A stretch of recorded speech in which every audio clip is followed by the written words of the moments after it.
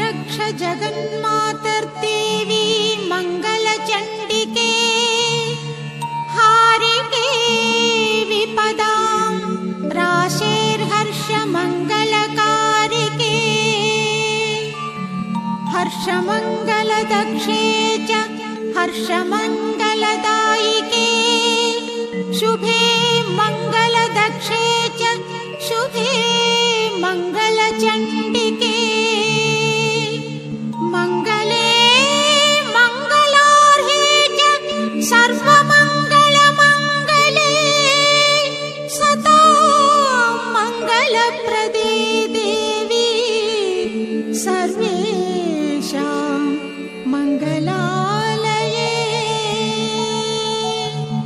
पूज्ये मङ्गलवारे च मङ्गलाभीष्टदेवते पूज्ये मङ्गलभूपस्य मनुवंशस्य सन्ततम्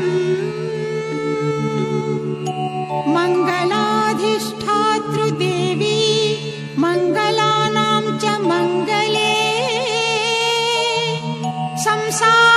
संसारमङ्गलाधारे मोक्षमङ्गलदायिनी सारे च मङ्गलाधारे पारे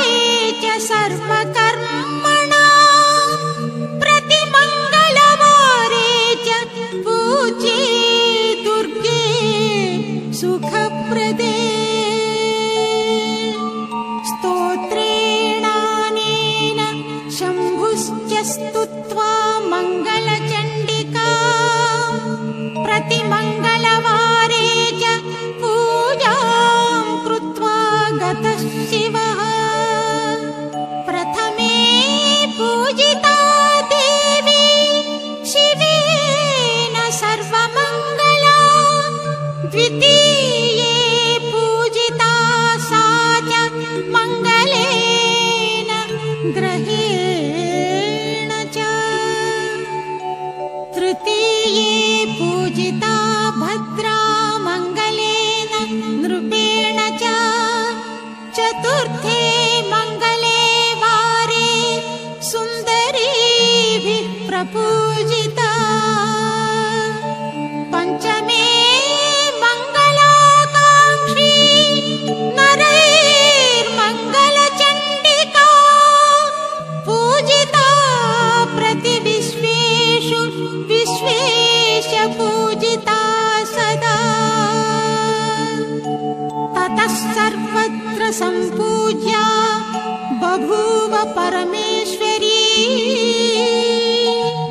देवैश्च मुनिभिश्चैव मानवैर्मनुभिर्मुने